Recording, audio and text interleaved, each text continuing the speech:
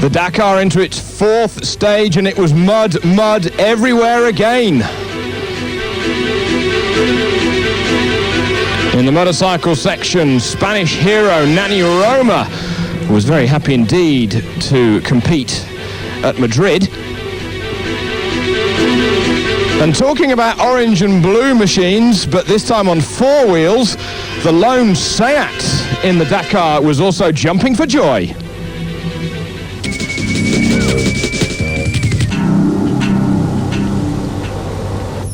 Let's just have a quick look back at what happened yesterday with the latter cars running through the stage at Chateau Las Tours.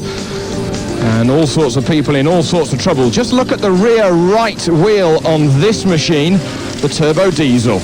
Got a puncture already through the 35-kilometre stage that is regularly used by World Rally teams as testing for the Safari Rally. Here's Mark and Paul Round being towed out by the brand new V8 petrol Bowler hybrid of Steve Stamp. So the two British crews scratching each other's backs. Other people were on the brakes.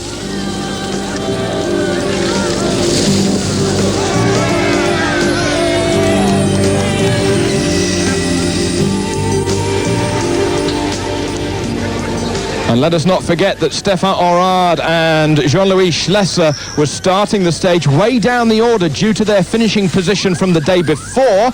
And they, of course, easily caught up many of the other amateur competitors and had to find a way through. Some people, though, it was not a good Dakar for them in the early stages. This only the third day, requiring some help of the spectators, who are, as always, as enthusiastic as ever.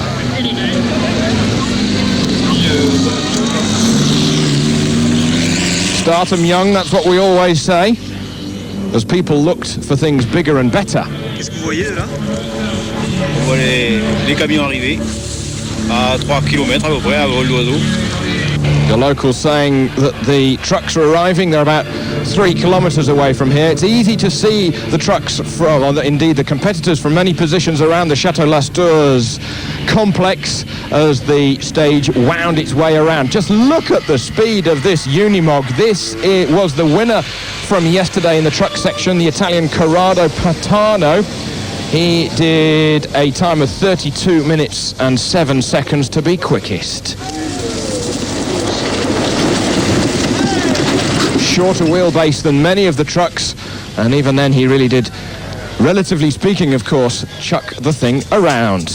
Onto the bigger machine, and it was number 409, the lone Kamaz of Vladimir Chekin. He was second on the stage, for the trucks of course, but 1 minute and 30 seconds back. And if you compare the speed of the Kamaz visually to that of the Unimog, you can see where those mere 1 minute and 30 seconds were lost.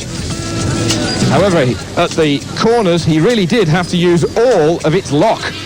Right on the edge of the stage, from the entry to the exit, and even then he only just got round.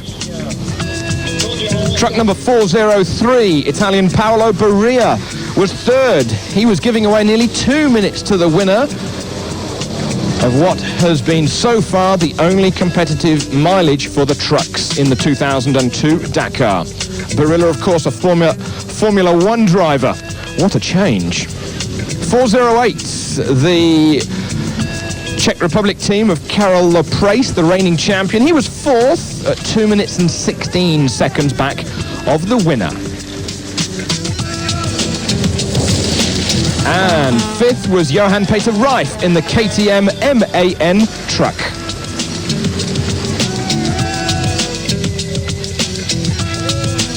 Hero of a few years back, Johannes de Rooij, got through safely in 13th position, his first Dakar stage since his enormous accident back in 1988. De Rooij, of course, having his son, Gerardus, helping him co-drive in the DAF hybrid de Rooij truck.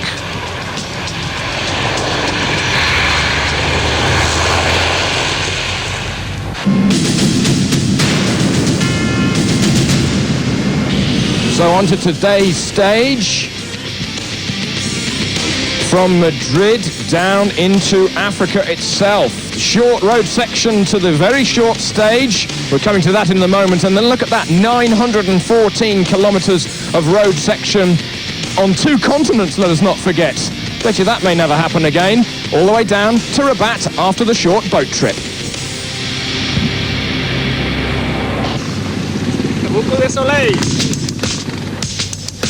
Atmosphere at the start of the stage was jovial and serious. Look at the sun, some people were saying. Well, hardly, as Richard Sankt and Nanny Roma tried to keep their hands warm whilst they waited for the green lights. Not a good start for one of the quads, though.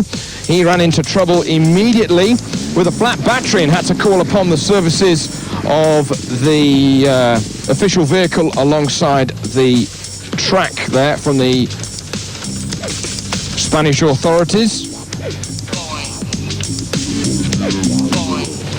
Tenemos problemas, no sabemos si de eléctricos o de gasolina. The competitor saying we've either got an electrical problem or we've got a fuel problem. We're obviously going to have to look into it, but we've got the start of the stage in a moment, and we can only try and find out what the problem is.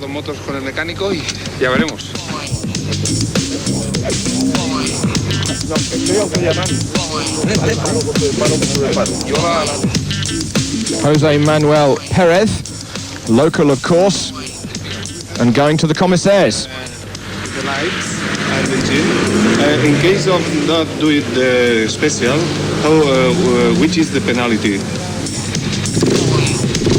Reading of the rule books done right up until the very start of the stage. But eventually everything got sorted. Here's Nanny Roma, local of course, Spanish hero. He says, I don't really like to ride in these conditions. We only, of course, have to do it for the people. We get dirty, the bikes get dirty, but the real race is in Africa. And this is why Nanny Roma was really not looking forward to today's stage. Only 6 kilometres, that's about 4 miles in length, but look at this. It wasn't a case of mud, glorious mud. It was almost a case of a bit of chocolate mousse that was left over from Christmas. Well then, here is the quad rider from South Africa, Wikus van der Venter, who had a brilliant day on his machine, coming home in 10th overall. Didn't do the Dakar last year, he's with us this year. Other people were not so lucky. People were falling everywhere.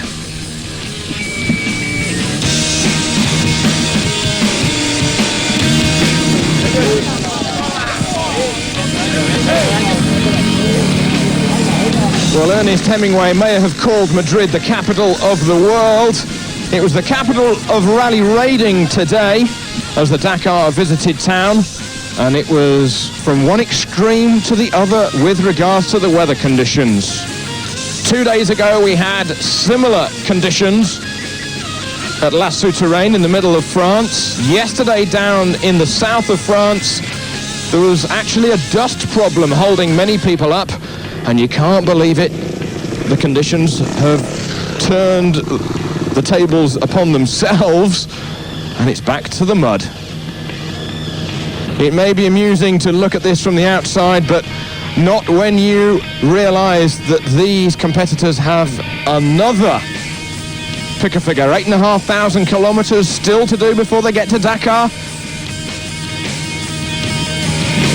Meanwhile, with the front runners, it was Nanny Roma who was quickest on the stage with his Repsol YPF Telefonica single-cylinder KTM. The number 9 rider, resident near Barcelona, but of course with that Spanish passport, happy to compete and jump for joy in front of his capital's fans. Got through the stage and leads now overall the Dakar 2002. He said he was quite surprised by the result as he rode relatively slowly, but the time really did catch up on him. What about Richard Sankt? Cyril Desprez joked that they had been led in a navigational circle by the organisers and they had all returned back to La Souterraine. He said it was like running a marathon in Wellington boots. Felt as if the bike weighed some 250 kilograms. Number 8 from Finland, Kari Tiernen, He did the biggest jump of them all. He was second on the stage, and he's third overall. Sil Desprez, third on the stage.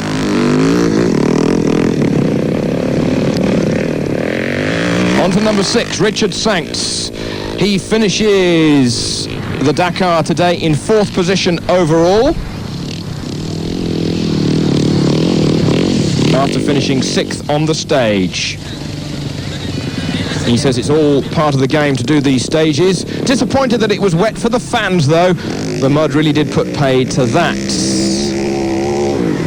Number 4, this is Isidre Esteve Pujol, teammate to Nani Roma, getting stuck in as the fans were as well. Many thousands of fans milling to the 6-kilometre stage on the outskirts of Madrid well before dawn this morning, even though the wet conditions were very inhospitable at times. The professional riders keeping things very professional indeed. Number 23, Mark Coma. He's riding the Suzuki. Now, he finished the stage in 7th position, giving away 31 seconds to the winner, Roma.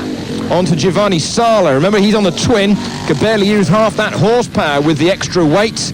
On to South Africa's Alfie Cox. I joked with him after the stage that he was the cleanest of them all. He said, well, I did try to keep out of the worst of the mud. Always got a sense of humour, has Alfie. A credit he is to professional rally raid riding. Eric Verhoef from the flatlands in the north of Europe, he had a good day. And Fabrizio Mioni, what a way to spend his birthday. The Italian reigning champion of the Dakar, 44 years old today. Not really amused by it all. In fact, he actually swore during a French TV interview about the stage, although it was, of course, in jest. Now, this is one of the other riders coming home, completely actually blocking the rear wheel, and it taking 4 or 5 people to push him up to the time control. So that's the stage. Roma winning from Tiernan Desprez, Isidre Esteve Pujol and Eric Verhoef. Brilliant result for the Dutchman there in 5th. And overall, Roma from Desprez, Tiernan in 3rd, Sanct in 4th, Esteve Pujol in 5th.